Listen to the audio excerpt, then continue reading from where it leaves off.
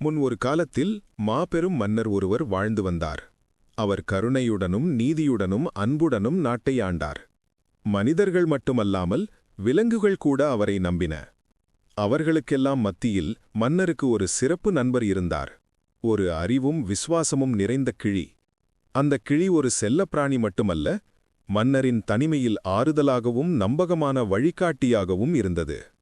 ஒரு நாள் கிளி மெதுவாக சொன்னது, அரசே, நான் என் முதிய பெற்றோரை சந்திக்கப் போகலாமா? சில நாட்களில் திரும்பிவிடுவேன் என்றது. அதை கேட்டதும் மன்னரின் மனம் தளர்ச்சி அடைந்தது. ஏனென்றால் அந்த கிழியில்லாமல் இருப்பதை அரசரால் நினைத்து கூட பார்க்க முடியவில்லை. இருந்தாலும் அதை பொருட்படுத்தாமல், சரி, ஆனால் விரைவில் திரும்பிவிடுவேன் என்று வாக்குறுதி கொடுத்துவிட்டு செல் என்றார்.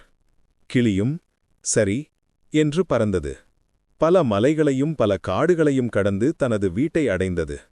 அங்கே தனது பெற்றோரை சந்தித்தது கிளிக்கு மிகவும் மகிழ்ச்சியாக இருந்தது. இருந்தும் திரும்பி செல்ல வேண்டிய நேரம் வந்தபோது பெற்றோர்கள் சோகத்தில் ஆழ்ந்தனர். அவர்கள் ஒரு மந்திரப் பழத்தை கொடுத்து, இதை மன்னருக்கு கொடு, இது முதியவர்களை இளமையாக மாற்றும், அனைத்து நோய்களையும் குணப்படுத்தும் என்றனர். கிளி மகிழ்ச்சியுடன் அந்த பழத்தை எடுத்துக்கொண்டு பறந்தது. நீண்ட தூரம் பயணித்ததால் கிளி சோர்வடைந்தது. எனவே ஒரு மரத்தின் கீழ் ஓய்வெடுத்தது. அப்படியே தூங்கிவிட்டது. அப்போது ஒரு விஷப்பாம்பு வந்து அந்த பழத்தை கடித்துவிட்டு போய்விட்டது. அந்த பழம் விஷமாக மாறியது. ஆனால் கிளிக்கு அது தெரியவில்லை. கிளி மகிழ்ச்சியுடன் திரும்பி வந்து மன்னரிடம் சொன்னது, அரசே, இது உங்களுக்கான மந்திரப் பழம். இது உங்களை எப்போதும் இளமையாகவும் ஆரோக்கியமாகவும் வைத்திருக்கும் என்று. மன்னர் புன்னகைத்தார். ஆனால் அமைச்சர் எச்சரித்தார், அரசே, முதலில் இதை பரிசோதிக்கலாம். இது ஆபத்தானதாயிருந்தால் என்றார். அவர்கள் ஒரு ஊழியரை அழைத்து சிறிதளவு பழம் கொடுத்தனர். அதை சாப்பிட்டதும் சில நொடிகளில் அவர் விழுந்து இறந்துவிட்டார். மன்னரின் மகிழ்ச்சி கோபமாக மாறியது. இந்த கிளி என்னை சாகடிக்க முயன்றது, உடனே அதை தண்டியுங்கள் என்று கத்தினார். கிளி அழுதது. ஆனால் அது தன்னை பாதுகாக்க முயற்சி செய்யவில்லை. கண்ணீர் வழிந்தது. நீதியின்றி கிளி தன் உயிரை விட்டது. அந்த பழம் வெளியே புதைக்கப்பட்டது. சில நாட்களில் அந்த இடத்தில் ஒரு மரம் வளர்ந்தது. அதே மாதிரியான பழம் அதில் காய்த்தது. மன்னர் அனைவரையும் எச்சரித்தார், இந்த மரத்தின் பழம் விஷம், யாரும் சாப்பிடாதீர்கள் என்று. ஆனால் விதி வேறு திட்டம் வைத்திருந்தது. ஒரு நாள் வயதான தம்பதியினர் அந்த இடம் வழியாக வந்தனர். அவர்கள் பசியால் வாடியிருந்ததால் மரத்தில் பழங்களை பார்த்ததும் பசி தாங்க முடியாமல் அதை சாப்பிட்டனர்.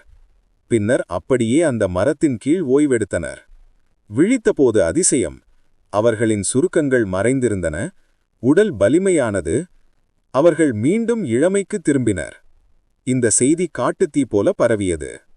ஆர்வத்துடனும் எச்சரிக்கையுடனும் மன்னர் தன் நம்பகமான முதுமையடைந்த நோயால் பாதிக்கப்பட்ட அமைச்சரை அழைத்து அந்த பழத்தை கொடுத்தார்.